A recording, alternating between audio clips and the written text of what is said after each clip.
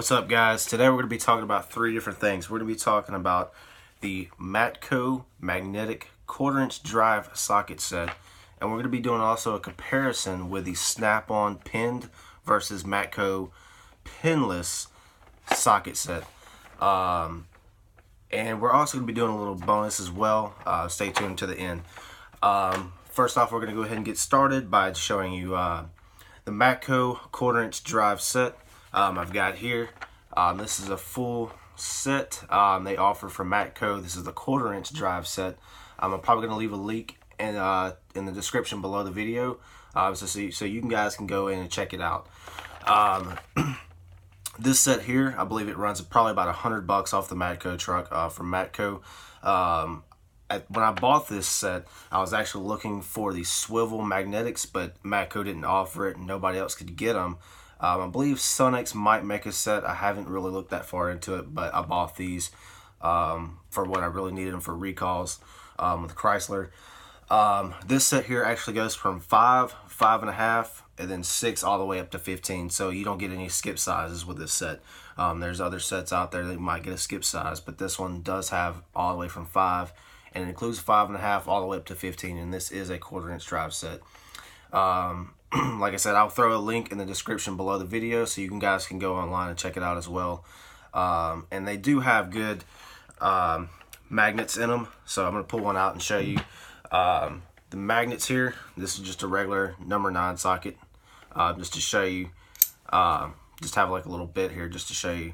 These are really good magnets in it. I haven't found, I really haven't had too many issues with the magnets, except for the smaller ones and certain fasteners. They just, sometimes they may not stick too well, but that's just for the fasteners. But as far as the magnets in them, they are pretty strong. I mean, I haven't really had too many fasteners coming out of them. So if you're working up underneath the dash and you're trying to go up top with a bolt, or you're trying to go down and you're trying to hold it into a tight spot, it'll definitely hold that little fastener, bolt, nut, whatever, so you can get to that little spot. And that's the biggest thing, because if you're working under dash or down somewhere in engine bay, you will lose these if you don't have a good extension or adapter. I've actually lost one, and I had to find it once before. So they can come off, but as far as usability, I've had no issues out of these sockets. Like I said, I've just because of the adapters, some of the adapters I do have Snap-on, I do have Matco, some other ones as well. But I've only found a couple of fasteners that don't stick too well. It just depends on the fastener and the screw. With this set, I believe it runs probably about $100 from Matco. Just depending on your dealer, they may charge you a little bit extra. I mean, they got to make their money as well. So I believe it may run you between $100 to $150, just depending on who you got and where you get it from. But if you go online to the Matco site, I believe it runs probably about $100, $110. So it is a good set. Like I said, the main reason I bought that set was to do various recalls for the airbags and things like that. They work really well for that.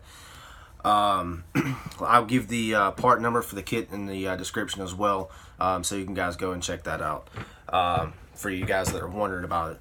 The next up we're going to be talking about is the Matco and Snap-on pinned swivel sockets and pinless swivel sockets. I've used both of them. I like them both. Like I said, these are just adapters, so you can pull the socket on and off. So if you just need an adapter instead of just having to buy a whole set of swivels. Like I said, I bought this mainly for my cordless impact driver. This Snap-on actually came with a set I bought previously. I actually bought this one off a Matco truck, and I got it needed at the time, and I was in the need of having one, and this one was out for warranty. I had to warranty it once, just because the pin actually broke. It actually broke apart. It actually came out, the whole piece came out. So I had to warranty it once before, but I don't really use it that much. My go-to is the pinless. It just more smoother feel and more better flexibility out of it. Like I said, I don't really use Snap-on much anymore. I do have other Snap-on tools, but Matco Pinless is probably my go-to. And my main reason why is just because of the flexibility. Between this and this, you're gonna have a total difference, and I'm gonna show you the difference here in just a second. Between the difference between the two, you're gonna see the pinned and pinless, and what do I actually exactly mean by the pin versus pinless.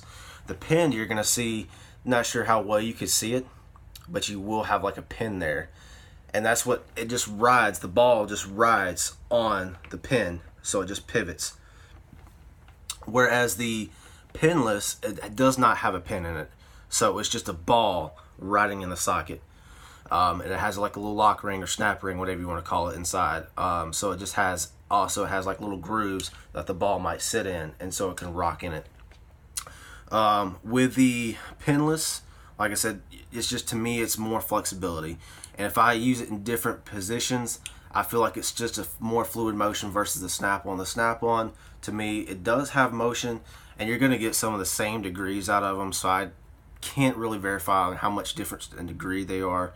Obviously, I don't have any type of angle finder with me, so from experience, the Matco Pinless, to me, even if you get some of the regular swivel sockets, and you start switching over to pinless, you're going to have much more smoothability, and probably be able to get some of those even tighter angles. So when you're at an angle, getting to some of those tighter spots, whether it be transmissions or engine bays, if you need to get in that tighter spot, it's a better way to go. I've actually seen and compared them both just to try them out. I said, well, let's try both of these out, and to me, the pinless is probably the way to go. If you guys have experience with probably either one of them, and you say, I've heard of guys using and breaking the pin. Obviously, mine's actually come out once before. I was using it on my Impact, which is not always feasible, but it is an impact socket, so it's made to be used and abused.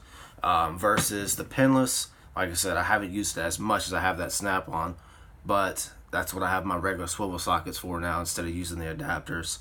But if I need to use it, I will use it. That's just in my opinion, guys. You might have a different opinion on it, but a lot of guys are starting to switch over to the pinless just because of the maneuverability and the quality of the pinless. That's another thing. They're both built quality. I mean, they're both Snap-on and Matco, so they're not Harbor Freight. But speaking of Harbor Freight, I am going to throw in the bonus. We're going to be talking about the Harbor Freight Pittsburgh 3/8 Flex Ratchet. My likes and dislikes on this. This ratchet here, like I said, this is the 3/8 Flex, and this is the Pittsburgh. Lifetime warranty on it. The only reason I bought this because I needed a bigger ratchet at the time, when I was starting out. I use it mainly for breaking stuff free now. I've got other breaker bars, but if I need to get something,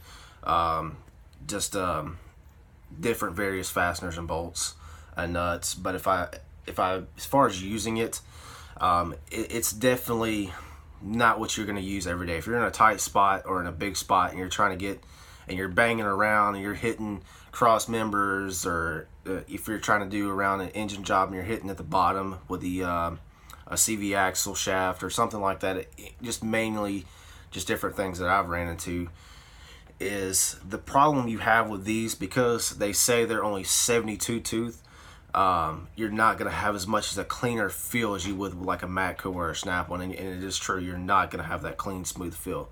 Now, it does have a similar look to a Snap-on ratchet when you look at it initially. You look at it and say, well, this kind of looks like a Snap-on. Indeed, yeah, it's a very close comparison, but the quality of it, Harbor Freight has gotten better with their tools, definitely. But as far as this one, the only couple problems I'll say that I've had with this one, it's got the little bit here that you'll see that holds the head in place. I've actually had it back out several times. I'm sure you could probably fix that, take it out, put a little Loctite on it, screw it back in, and be going down the road with it.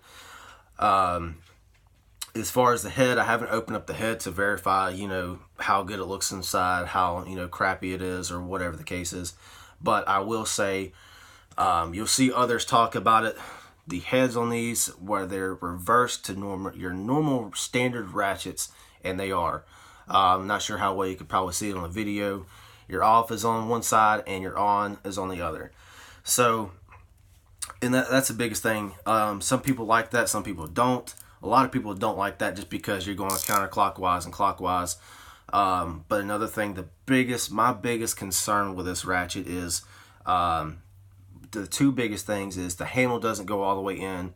The bar doesn't go all the way into the handle. It usually goes about half or a quarter way in. So if you break them off, a lot of guys are breaking them off towards the end. As far as the teeth on this, you guys are going to see, I'm going to show you the difference in this. And this is just holding it from the tooth, and you're holding the handle. I mean, before it even clicks, I've got this degree range of motion. And it's, when you guys know, if you're a technician or mechanic or you're wrenching and you're getting in a tight spot, obviously you're not going to be using this in too tight of a spot just because of the length of it. But as far as what it is, I mean, you guys know that before it even clicks and you have this much amount of play, I mean, it's just ridiculous amount. I don't like using this ratchet for tight spots. I don't like using it for smaller stuff. If I'm using this ratchet, I'm using it just to break something free real quick, so I'm not tearing up my good ratchets. That's about the only thing I use this ratchet for, is just to beat and bang and throw around. It's a $20 ratchet, 25 bucks tops, just depending on what store you go to. But like I said, this is a Harbor Freight ratchet. It is a flex head, so you can definitely see that. Definitely degree all the way back. Actually use this one. You can actually use this as well, just if you're using it, just to turn it like this.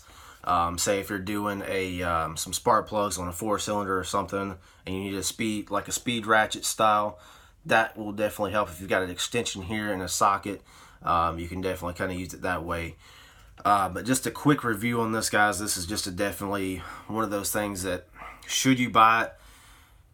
Yeah, if you're in a tight spot. No, if you're doing this every day.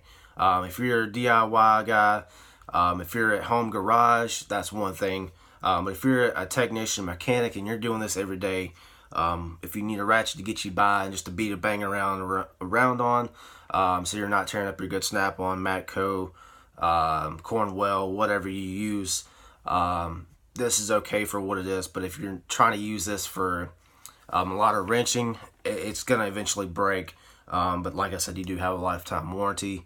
I haven't really tried to warranty any of my Harbor Freight stuff. Obviously, if it's going to break, most of their stuff is probably not lifetime warranty. So if it's just something cheap, obviously I can just go buy it 10, 15, 30 bucks again, and just use it, just to abuse it.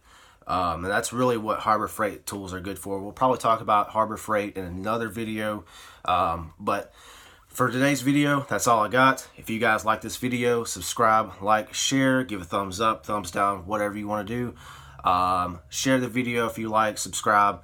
Appreciate you guys watching. Thanks for taking your time. We'll see you guys in the next video.